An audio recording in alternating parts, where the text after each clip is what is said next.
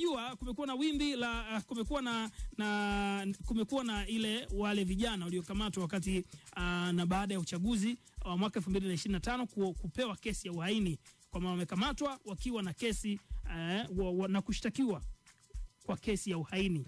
Mradhi, wamekamatwa na kushtakiwa au kutuhumiwa kwa kesi ya uhaini. Sasa TLS kuwatetea watuhumiwa wote wa uhaini. Wanawateteaje na kivipi? Kwa sababu sasa hivi mpaka tunavyozungumza hivi na wewe, mawakili 37 wa TLS wamejitolea kuwatetea watu 114 walioshtakiwa kwa uhaini Mwanza.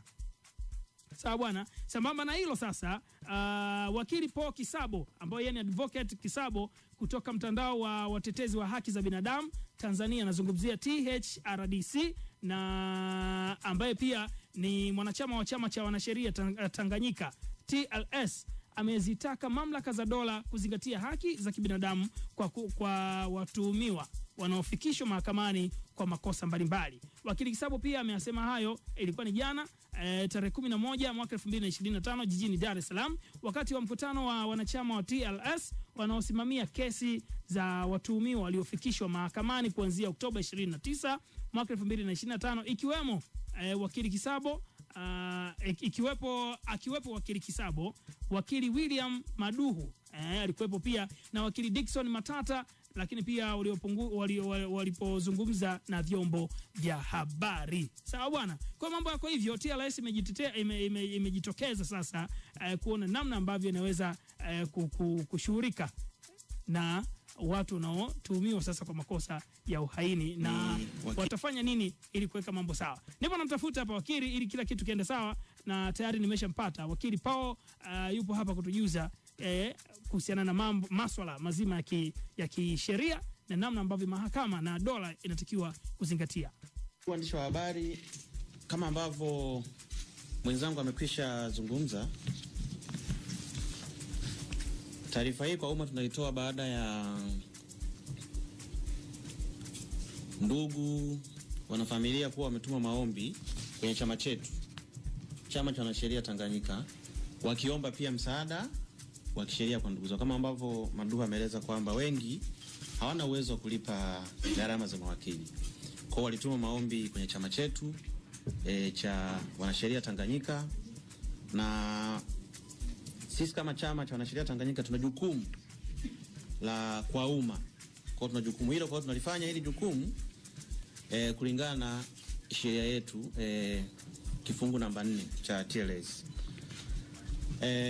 Kwa hiyo ndugu waandishi wa habari, sisi tulipata fursa ya kuonana na watuhumiwa hasa wale ambao wako Dar es Salaam, na tumeonana nao mahakamani. Naomba hili likae sawa. Tumeonana nao mahakamani kwa wale ambao wako Dar es Salaam, na kwa wale ambao tumeona mahakamani na nyinyi waandishi wa habari mlikuwepo, wengine walikuwa na majeraha ambayo yanaonekana kabisa. Mliwaona walikuwa na majeraha, lakini pia wale ambao tulizungumza nao pia baadhi pia walituambia kwamba walipigwa, walikuwa na hayo, wameteswa na hayo majeraha pia ambayo yanaonekana, na jambo hili ni kinyume cha sheria. Lakini pia kwa sababu kama ambavyo nimesema walitueleza na tulikuwa mahakamani, tulieleza pia mahakama kuhusiana na hilo swala, na tuliomba kwamba mahakama itoe amri kwa wale ambao walikuwa na majeraha wakapatiwe matibabu. Tunashukuru kwamba mahakama ilitoa hizo amri na ilisema siku nyingine ambapo watuhumiwa wataletwa mahakamani, ripoti za matibabu ziwasilishwe mahakamani za hao watu. Kujua mwenendo wa kesi ya Nifa umekaaje, yule mfanyabiashara wa Kariakoo, mwenendo wa kesi yake umekaaje? Sasa kwa mujibu wa gazeti la Nipashe unaambiwa hivi, Jamhuri ya pinga Kibatala kugeuka shahidi wa Nifa. Kwa sababu Kibatala anataka kuwa shahidi wa Nifa, tunakujuza sasa, na Jamhuri imepinga. Ukurasa wa 3 ndani ya gazeti la Nipashe unaipata habari hiyo. Sasa mimi nikaona isiwe kesi, tumtafute Kibatala mwenyewe. Kibatala atueleze imekaaje na utetezi wake huu wa kesi hii kwa Niffer utafanikiwa, anaonaje? Wakati huo na tunamtafuta Kibatala, na wewe msikilizaji, mtazamaji, unaweza kufanya jambo moja tu la faida. Weka comment yako hapo chini, tuambie unafikiri mwenendo wa kesi ya Niffer na ile profile ya Kibatala unavyomfahamu mambo yatakuwaje? Weka comment yako hapo, alafu tutapita nayo, au sio bwana? Kwa ambao tupata live kupitia radio, weka kupitia 0779729593, nitausoma ujumbe wako. Kwa sasa tumsikie Kibatala. Kibatala, hebu tujuze kuhusiana na kesi ya Niffer. Tunasikia Jamhuri pia wamesema wewe hufai kuwa shahidi. Imekaaje?